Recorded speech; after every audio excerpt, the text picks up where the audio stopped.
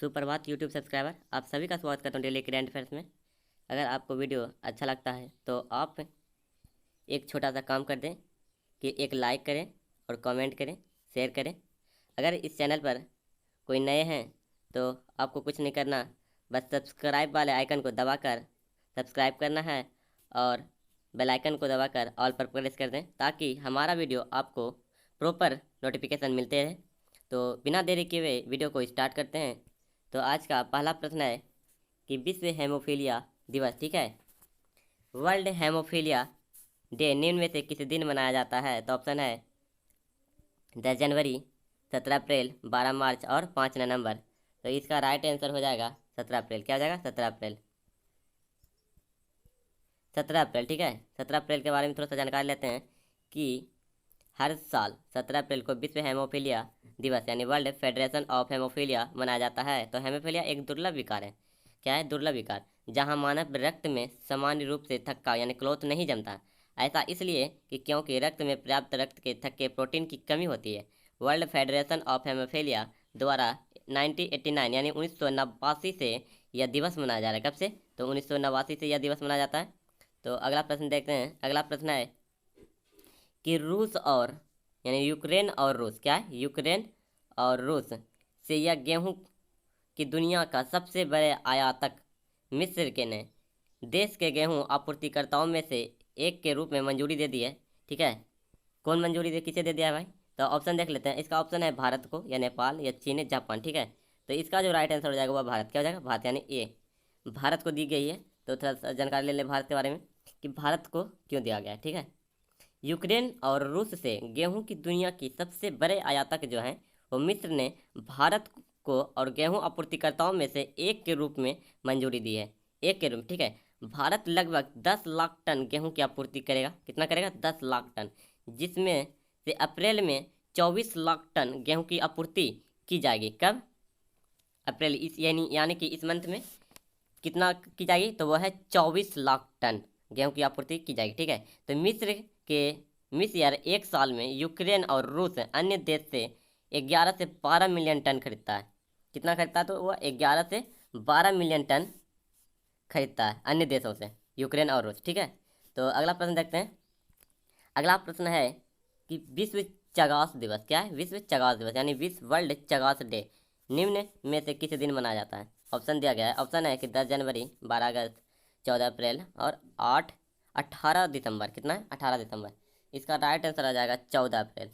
क्या हो जाएगा? 14 अप्रैल, यानी 3 नंबर ऑप्शन राइट है। ठीक है, 14 अप्रैल देख लेते हैं थोड़ा सा। 14 अप्रैल विश्व चगास दिवस यानी वर्ल्ड चगास डे प्रतिवर्ष 14 अप्रैल को मनाया जाता है। कब? तो 14 अप्रैल को। यह दिन इस दिन जानलेवा बीमारी के बारे में जागरूकता बढ़ाने के लिए मान्यता मनाया जाता है। देखिए, यह जो चगास दिवस मनाया जाता है ना, ये जागरूकता के लिए मनाया जाता है कि यह एक बीमारी है जिसके कारण कई लोगों का जान गया होगा, जान माल की हानि हुआ है, जिससे चगास दिवस मनाया जा रहा है कि व्यक्ति जाने, इसलिए इसे दिवस के रूप में मनाया जा रहा है। ठीक है, जो पाचन और हृदय से संबंधित समस्याओं का कारण बनती है, ये पाचन और हृदय समस्या के कारण बनता है, तो वह है चगास। क्या बनता है? चगास के कारण। ठीक है, तो 14 अप्रैल 2020 को पहली बार बीमारी से पीड़ित लोगों के बारे में जागरूकता पैदा करने के लिए उद्देश्य से मनाया जाता है। राइट है। अब अगला प्रश्न देखते हैं। देखिए, आपके सामने अगला प्रश्न है कि किस राज्य सरकार ने इस वर्ष से 14 अप्रैल 2022 को, ठीक है, 14 अप्रैल 2022 को BR अम्बेडकर की जयंती को समानता दिवस के रूप में मनाने की घोषणा की है। ठीक है, तो इसका ऑप्शन है पंजाब, राजस्थान, दिल्ली, तमिलनाडु। इसका राइट आंसर हो जाएगा तमिलनाडु। जानते हैं कि तमिलनाडु इसका राइट हो गया। ठीक है, तो तमिलनाडु के बारे में देख लें। तमिलनाडु, क्या है? तमिलनाडु। तमिलनाडु ने इस वर्ष 14 अप्रैल 2022 को BR अम्बेडकर की जयंती को समानता दिवस के रूप में मनाने की घोषणा की है। ठीक है, 14 अप्रैल के वो यानी को भारत के संविधान के निर्माता, क्या है? 14 अप्रैल को भारत के संविधान निर्माता यानी कौन था? तो भीमराव अम्बेडकर को श्रद्धांजलि अर्पित करने के लिए प्रतिवर्ष अम्बेडकर जयंती मनाई जाती है। यानी प्रत्येक साल 17 दिसंबर को प्रेयर की जयंती को तमिलनाडु सरकार के द्वारा पहले ही सामाजिक न्याय दिवस घोषित किया जा चुका है। ठीक है, न्याय दिवस। तो अगला प्रश्न है हमारे सामने। अगला प्रश्न है कि हाल ही में कपड़ा क्षेत्र के लिए 10,683 करोड़ रुपये की उत्पादन लिंक्ड प्रोत्साहन PLI योजना के तहत केंद्र सरकार द्वारा कितने कंपनियों की वित्तीय सहायता हेतु अपनी मंजूरी प्रदान की गई है? ठीक है, ऑप्शन है 61, 61, 70, 85 और 90। इसका बिल्कुल राइट आंसर हो जाएगा 61। क्या हो जाएगा? 61, यानी कि ए नंबर ऑप्शन इसका राइट है। ठीक है, तो 61 के बारे में थोड़ा जानकारी ले। 61 हाल ही में कपड़ा क्षेत्र के लिए 10,683 करोड़ रुपए की उत्पादन लिंक्ड प्रोत्साहन PLI योजना के तहत केंद्र सरकार द्वारा 61 कंपनियों की वित्तीय सहायता हेतु अपनी मंजूरी प्रदान की गई है। PLI योजना कपड़ा के संबंधित उत्पादों जैसा मानव निर्मित फाइबर, परिधान और अन्य तकनीकी वस्त्र उत्पादकों के लिए इस योजना के 2 भागों में वितरित किया गया है। ठीक है, क्या किया गया? वितरित।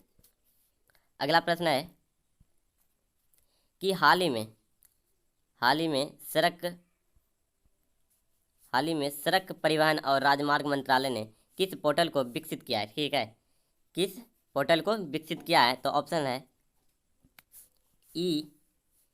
DMR,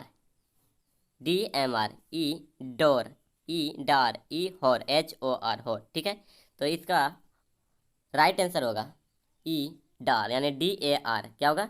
डार, यानी सी नंबर जो ऑप्शन है इसका बिल्कुल ही राइट है, डार। ठीक है, तो इसके बारे में थोड़ा सा जानकारी लें, क्या है ये।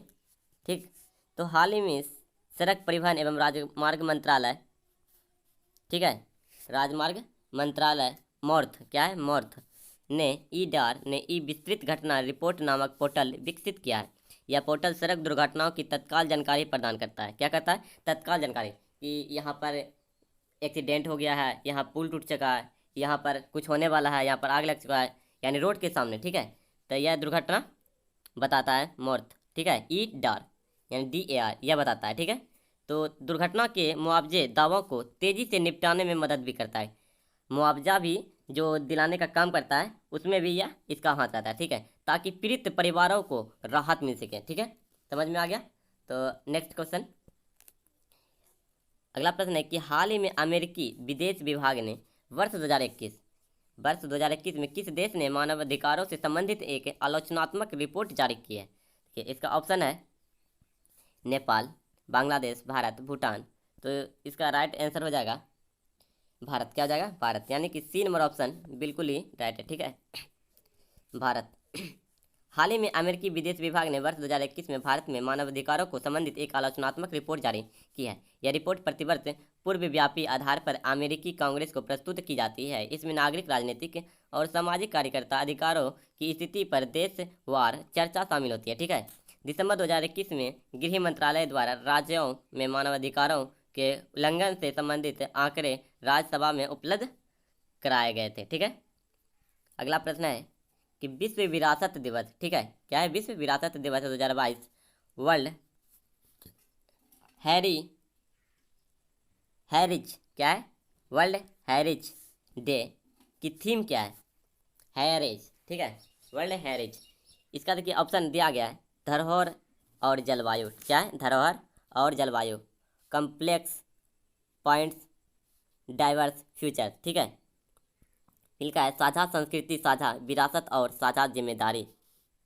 इसके बाद लिखा है इनमें से कोई नहीं। ठीक है, इसका जो राइट आंसर हो जाएगा, इसका राइट आंसर है धरोहर एवं जलवायु। क्या होगा? यानी ए नंबर ऑप्शन जो है इसका बिल्कुल ही राइट है, धरोहर एवं जलवायु। ये जो आपके सामने दिख रहा है यह एक प्रॉपर, यह सभी प्रचलित स्थल हैं जहाँ की घूमने के लिए, जाने के लिए बेहतरीन है। आप लोग भी जाए और कमेंट में बताएं कि यहाँ पर आप जा चुके हैं। ठीक है, तो इसके बारे में थोड़ा सा जानकारी ले लेते हैं। धरोहर और जलवायु। ठीक है, यहाँ आ गया धरोहर एवं जलवायु के बारे में देख लें। यानी प्रत्येक साल 18 अप्रैल को दुनिया भर में विश्व विरासत दिवस, ठीक है, वर्ल्ड हेरिज, क्या है? वर्ल्ड हेरिज डे के रूप में मनाया जाता है।